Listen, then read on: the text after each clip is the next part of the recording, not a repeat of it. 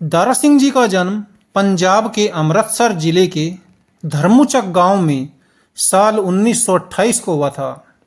दारा सिंह जी के पिता का नाम सरदार सूरत सिंह और माता का नाम श्रीमती बलवंत कौर था। दारा सिंह जी के गांव में ज़्यादातर जनसंख्या सिख और मुसलमानों की थी। पहलवान जी का गांव बहुत ही पिछड़ा हुआ था। शिक्षा ना के बराबर हुआ करती थी। 100 में से मात्र 4 आदमी थोड़ा बहुत लिखना पढ़ना जाना करते थे। किसी को गांव में चिट्ठी लिखवानी हो तो इन्हीं 4 आदमियों के पास जाना होता था। पहलवान जी अक्सर एक पुरानी घटना का जिक्र किया करते थे कि हमारे गांव में एक बार 2 पक्षों का झगड़ा हो गया, सिर फूट गए। अंग्रेजी राज था तो तेजी से धरपकड़ हुई। 35-40 गांव के जो लोग थे उन्हें पुलिस पकड़ कर ले गई। उनमें से एक मैं भी था। दारा सिंह बताया करते थे कि उस समय मेरी उम्र मात्र 12 साल के आसपास ही रही होगी। अमृतसर जिला जज ने मेरी कम उम्र को देख करके मुझे छुड़वा दिया और पुलिस को बहुत ही सख्त फटकार भी लगाई। उस दिन मैंने अमृतसर को करीब से देखा था और जो गाड़ी मोटर कार या अन्य दूसरी गाड़ियां हुआ करती थी, सड़कों पर चला करती थी, वे वहां पर पहली बार देखी थी। दारा सिंह जी कहा करते थे कि हमारे गांव में ऐसी ऐसी कहावतें चला करती थी जैसे कि गांधी जी को अंग्रेजों ने पकड़कर जेल में बंद कर दिया, लेकिन सुबह गांधी जी दातून करते हुए जेल से बाहर मिले। कोई कहता था कि गांधी जी को पूना जेल में बंद किया गया था, लेकिन गांधी जी गुजरात में प्रकट हो गए। दारा सिंह जी बताया करते थे कि हमारे गांव में शिक्षा का इतना अभाव था कि लोग चमत्कार के चक्कर में ज़्यादा रहते थे। दारा सिंह जी की माँ चिट्ठी लिखना और पढ़ना नहीं जानती थी। दारा सिंह जी के पिता सिंगापुर में नौकरी किया करते। वे दारा सिंह जी की माँ यानी कि अपनी पत्नी को लिखकर भेजा करते कि बच्चों की पढ़ाई का ध्यान रखना। पहलवान जी बताया करते कि मेरा पढ़ाई में मन तो बहुत लगा करता था, लेकिन जो घर वाले थे वे पढ़ाई की ओर मेरा ध्यान अक्सर नहीं लगने देते थे। एक दिन मुझे स्कूल में जाना था। मैंने अपना बस्ता ढूंढा तो मुझे नहीं मिला, क्योंकि मेरे दादा ने मेरे बस्ते को टांड पर फेंक दिया था। दारा सिंह जी बताया करते कि मुझे मेरे दादा ने कहा था कि पुत्र, लिखाई पढ़ाई छोड़ अपनी गाय भैंस चराया कर। अब मेरी माँ दादाजी से कैसे पंगा ले। मैं अपनी गाय भैंस चराने लगा। एक दिन मुझे मेरी माँ ने बताया कि गांव के मंदिर में एक बाबा जी रहता है, वो दूसरे बच्चों को भी पढ़ाता है, तू भी चोरी छिपे वहां पर पढ़ाया कर। दारा सिंह कहते थे कि मैं माँ की बात मेरी समझ में आ गई। एक दिन बाबा जी ने जो काम दिया, मैं उस काम के साथ साथ अपने सहपाठी की मदद से अगला बरखा भी लिख करके ले गया। मैंने सोचा था कि बाबा जी खुश हो जाएगा, लेकिन बाबा जी गुस्से में बोला कि ये किसने सिखाया तुझे। डर से मैंने कह दिया कि मेरी माँ ने सिखाया है जी। तब बाबा जी जोर से बोला कि मेरे पास क्या तू धार लेने आता है, जा अपनी माँ के पास, उसी से सीख ले, कल से मेरे पास मत आना। दारा सिंह जी कहते थे कि उस बाबा जी के सामने हाथ पैर जोड़े माफ़ी मांगी, तब जाकर के वो बाबा जी शांत हुआ। बताते चले कि यह जो बाबा जी था, यह पहलवान जी जो दारा सिंह जी थे, उनकी माँ के गांव का था। तो थोड़े दिन बाद दारा सिंह जी गांव में गुरु ग्रंथ साहिब का पाठ करने वाला अकेला लड़का बन गया। हर आदमी की जिंदगी में उतार चढ़ाव आते हैं, तो धीरे धीरे दारा सिंह जी 17 साल के आसपास हो गए। तब उनकी शादी उनसे 9 साल बड़ी जो लड़की थी एक, उसका नाम था बचनो कौर, उनके साथ कर दी गई थी। पहलवान जी का जो कुश्ती का शौक था वह धीरे धीरे जिम्मेदारियों के नीचे दम तोड़ चुका था।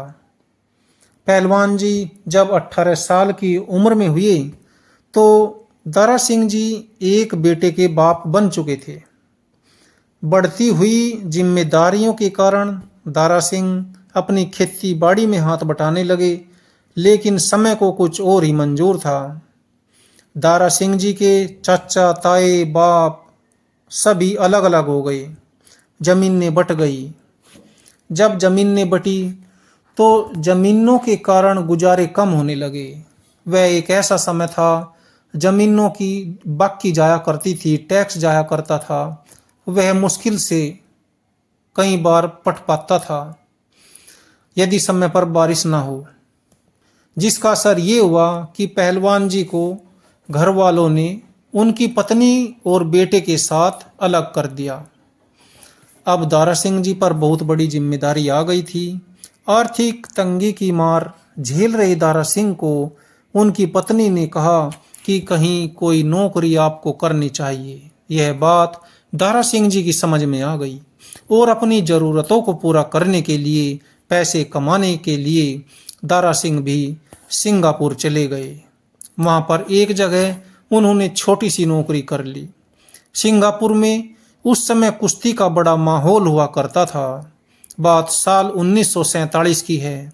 वहाँ पर 2 नामी अखाड़े चला करते थे जहाँ दारा सिंह नौकरी किया करते। एक अखाड़ा था उत्तर प्रदेश के पत्थर सिंह पहलवान का, दूसरा अखाड़ा था पंजाब के जोगिंदर सिंह पहलवान का। उत्तर प्रदेश के पत्थर सिंह पहलवान ज़्यादा नामी हुआ करते थे, तो दारा सिंह जी ने उत्तर प्रदेश के जो रहने वाले थे पत्थर सिंह पहलवान, उनके अखाड़े को ज्वाइन कर लिया। जहां दारा सिंह नौकरी किया करते वहां से पत्थर सिंह पहलवान का अखाड़ा 10 किलोमीटर की दूरी पर था। दारा सिंह रोजाना साइकिल से इस दूरी को नापा करते, इसलिए पत्थर सिंह कहा करते थे कि दारा सिंह की कसरत तो साइकिल पर ही हो जाती है। दोस्तों, ये बातें मैं आप लोगों को इसलिए बता रहा हूँ, मूल उद्देश्य ये है कि इंसान कोई कितनी भी बड़ी ऊंचाई पर हो, अक्सर लोग सोचते हैं कि यह इंसान कितनी ऊंचाई तक गया, तो उसकी जो संघर्ष यात्रा होती है उसे कम ही लोग जान पाते हैं। इसलिए बता रहा हूँ कि किसी बड़ी मंजिल पर जाने के लिए किसी के भी सामने समस्याएं तो आ सकती है, लेकिन किस तरह से लोग इन समस्याओं से जूझे और लगातार आगे बढ़े, तब बुलंदियों के शिखर पर पहुंचे। तो अब पुनः वहीं से बात शुरू करता हूं। दूसरी ओर पहलवान जी की पत्नी के साथ पहलवान जी के घर वालों का अक्सर मनमुटाव रहा करता।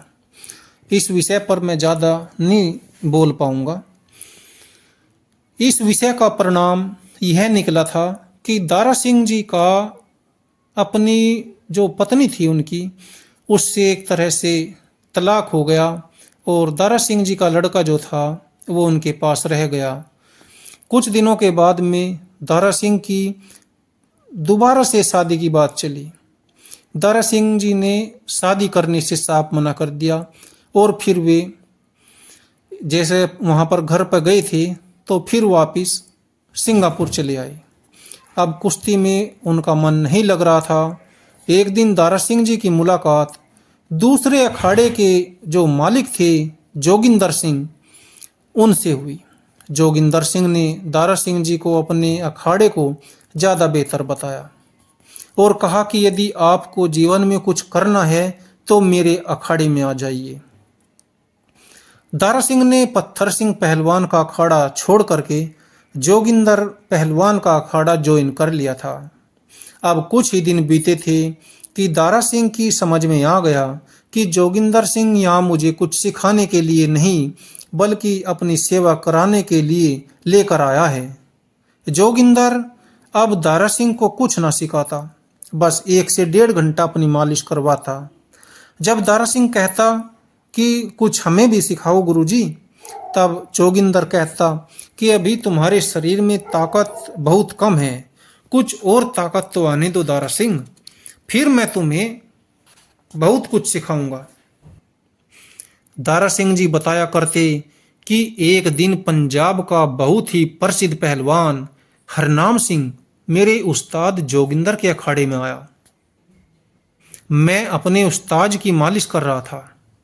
हरनाम ने मेरे शरीर की प्रशंसा की। मैं मन ही मन बहुत प्रसन्न हुआ। मेरे उस्ताद जोगिंदर ने दंगल का आयोजन किया था। उसी में हिस्सा लेने के लिए हरनाम सिंगापुर आया था। अगले दिन मैं कुश्ती देख रहा था। मेरे बराबर में हरनाम सिंह भी बैठा हुआ था। हरनाम ने कहा कि दारा सिंह, तू कुश्ती नहीं लड़ा करता? मैंने कहा कि नहीं पहलवान जी, बात कुछ दूसरी है। और मैंने अपने उस्ताद की सारी बात हरनाम को बता दी। हरनाम सिंह ने पूछा कि कहाँ से हो? मैंने कहा कि मैं तो पंजाब से हूँ जी। हरनाम भी पंजाब का रहने वाला था, इसलिए उसने मुझे बहुत गंभीरता से लिया और कहा कि दारा, तू यदि पंजाब से भी ना होता या भारत से भी ना होता तो भी मैं तुम्हारी मदद करता इंसानियत के नाते। लेकिन अब मेरे साथ हरनाम की निकटता जोगिंदर पहलवान को रास नहीं आ रही थी, परंतु जोगिंदर ने कुछ ना कहा। मैं जोगिंदर का अखाड़ा छोड़कर उस समय के जाने माने पहलवान हरनाम सिंह के साथ चला गया। हरनाम सिंह ने मौका मिलते ही मुझे एक तुर्की के पहलवान से लड़वा दिया। दारा सिंह कहा करते कि मैंने वो कुश्ती जीत ली थी। इसके बाद मेरी कुश्ती हरनाम सिंह ने चीन के एक पहलवान से करवाई, जिसमें मैं हार गया। मुझे बड़ा दुख हुआ। हालांकि हरनाम सिंह ने मेरा साहस बढ़ाया। हरनाम सिंह मेरी मेहनत से बहुत खुश थे। मैं लगभग 3 साल तक हरनाम सिंह के साथ रहा और उनके साथ रहते रहते मैंने अनेकों कुश्तियां जीती, जिसका असर ये हुआ कि मुझे दूर दूर से दूसरे देशों के छोटे बड़े पहलवान जानने लगे।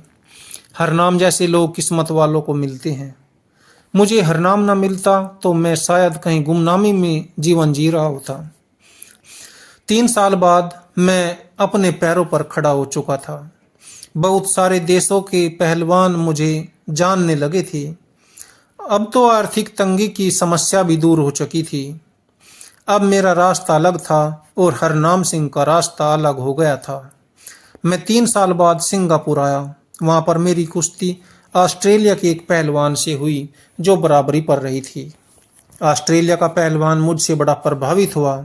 मैं जिस कमरे में ठहरा हुआ था, वो शाम को अंधेरे में उसी कमरे में मेरे पास आया और मुझे शाबाशी दी। मुझे बड़ा अच्छा लगा। यह सब घटना मुझे बेहद प्रभावित करने वाली साबित हो रही थी।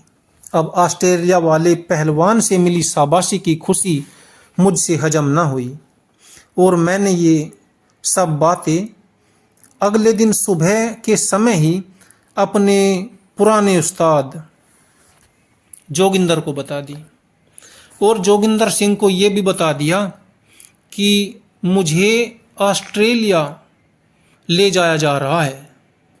पहले तो जोगिंदर ने यकीन नहीं किया और मेरे कमरे से जोगिंदर चला गया। अगले दिन मेरे पास सूचना आई और कहा गया कि हम अभी आपको नहीं बुला रहे हैं, आपको बाद में सूचित करेंगे। हालांकि मुझे बाद में पता चला था कि जोगिंदर सिंह ने मेरा पत्ता कटवाकर अपनी एंट्री ऑस्ट्रेलिया करवा ली है, क्योंकि वहाँ पर एक बड़ा दंगल होने वाला था। वहाँ मुझे भाग लेना था, लेकिन वहाँ से मेरा नाम जोगिंदर सिंह ने कटवाकर अपना लिखवा लिया था। उस समय जोगिंदर सिंह का बड़ा नाम हुआ करता था, लेकिन मैं अब इन छल कपटों से विचलित नहीं होता था। कुछ दिनों बाद मुझे श्रीलंका से बुलाया आया। वहाँ मैं किंग कोंग के साथ लड़ा और बराबरी पर कुश्ती रही। 1 साल बाद कोलंबो में लड़ा, जहाँ मैंने जीत दर्ज की। अब मेरा नाम अखबारों में, पत्र पत्रिकाओं में छपने लगा था, क्योंकि मैं कई बार कई देशों में कुश्तियां लड़ चुका था। एक बार मैं दिल्ली में था। जब मैं अपने होटल के कमरे में पहुंचा तो मुझे होटल के मैनेजर ने बताया कि कोई आपको खोजता हुआ यहाँ आया था। पता किया तो वो उस्ताद जोगिंदर सिंह था। ये बातें साल 1954 के आसपास की है। उस समय कश्मीर के राजा हरि सिंह ने बम्बई में कुश्तियाँ आयोजित की थी, जो सरदार वल्लभ भाई पटेल स्टेडियम में हुई थी। वहाँ अनेकों पहलवान आए थे। विजेता पहलवान को 5 किलो चांदी का कप और रुस्तम हिंद की उपाधि रखी थी। वहाँ मैंने कई सारी कुश्तियाँ जीती, जिसका परिणाम ये हुआ कि फाइनल में मेरे सामने मेरा उस्ताद जोगिंदर सिंह ही भिड़ंत के लिए आ गया। पहलवान दारा सिंह ने जोगिंदर को बुरी तरह से पछाड़ दिया और रुस्तम हिंद बन गए। पहलवान जी ने लंदन में 82 कुश्तियाँ लड़ी और सभी में जीत दर्ज की थी। उनके सबसे बड़े प्रतिद्वंदी थे लूचेज। दारा सिंह की लूचेज के साथ अनेकों कुश्तियाँ हुई, सभी बराबरी पर रही। साल 1968 में लूचेज के साथ दारा सिंह की कुश्ती हुई, जिसमें लूचेज को हार का सामना करना पड़ा और दारा सिंह अपनी श्रेणी की कुश्तियों में विश्व चैंपियन बने। या मैं एक बात और बताना चाहता हूँ कि पहलवान दारा सिंह जी की कुश्ती अलग श्रेणी की थी। वे ना कभी ओलंपिक में गए, ना कभी एशियन गेम्स में हिस्सा लिया। वे दूसरे तरीके से आप इस प्रकार समझ सकते हैं कि उदयचंद, सतपाल, करतार, मुख्तियार सिंह, मारुति माने, चंद की राम वाली कुश्तियों से दारा सिंह जी का कोई लेना देना नहीं था। जिस प्रकार से आज के दौर में WWF की कुश्तियाँ आप टीवी पर देखते हैं, इसी श्रेणी की कुश्तियाँ उस जमाने में भी होती थी, जिनमें दारा सिंह खेलते थे। जैसे आज के दौर में आप लोगों ने खली को देखा होगा। फिर दारा सिंह की दूसरी शादी सुरजीत कौर के साथ हुई।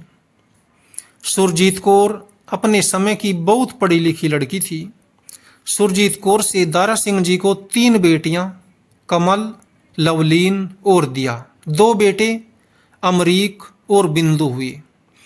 एक बेटा पहली पत्नी से है, जिसका नाम परदुम सिंह है, जो मेरठ के पास रहता है। फिल्मों में आने के बारे में दारा सिंह जी बताया करते थे कि बात साल 1962 की है। मैं बम्बई में एक होटल में रुका हुआ था।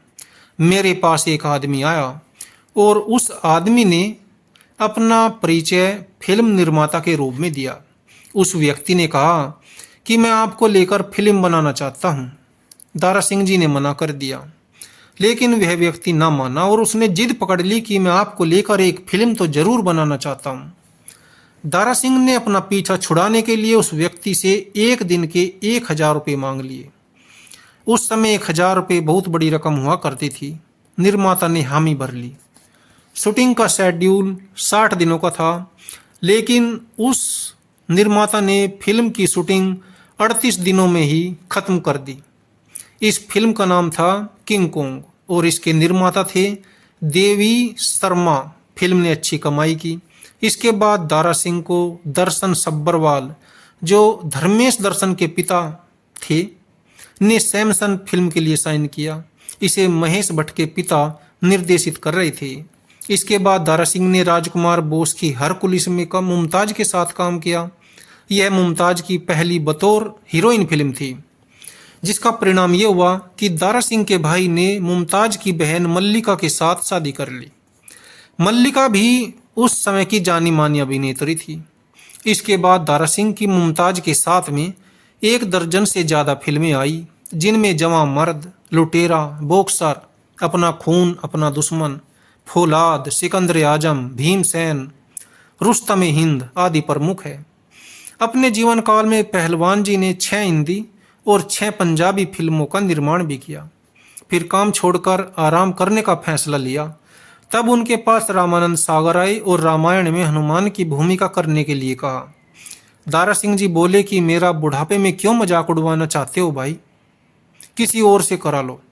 लेकिन रामानंद सागर नहीं माने और दारा सिंह ने हनुमान का रोल किया, जो पसंद भी किया गया। B.R. चोपड़ा के महाभारत में भी दारा सिंह जी ने हनुमान का छोटा सा रोल किया था। मेकअप मैन ने दारा सिंह को बिल्कुल रामायण वाले हनुमान की छवि में उतार दिया था, जिसे देख दारा सिंह जी खुद आश्चर्यचकित हो गए थे। पहलवान जी को अटल बिहारी वाजपेयी की सरकार में राज्यसभा सांसद मनोनीत किया गया था, लेकिन पहलवान जी कहा करते थे कि मैं राज्यसभा में खेलों के लिए आवाज़ तो उठाना चाहता हूँ, लेकिन नेता लोग मेरी आवाज़ को दबा देते हैं। बाद में पहलवान जी की तबीयत नासाज रहने लगी और उन्होंने मेरठ आना बंद कर दिया था। हालांकि मैं रविंदर शामली साल 2000 के आसपास मेरठ में ही उनके जहां बड़े लड़के रहते हैं प्रद्युम्न सिंह, वहीं पर दारा सिंह जी से एक बार मिला था। उसी समय की कुछ उनके द्वारा बताई गई बातों को मैंने कलमबद्ध भी किया था और मैंने ये लिखी भी है फेसबुक पर भी, बहुत साल पहले, 8-7 साल पहले शायद। और उसके बाद में फिर मेरा एक दूसरा यूट्यूब चैनल था, उस पर भी मैंने एक वीडियो बनाकर डाला था।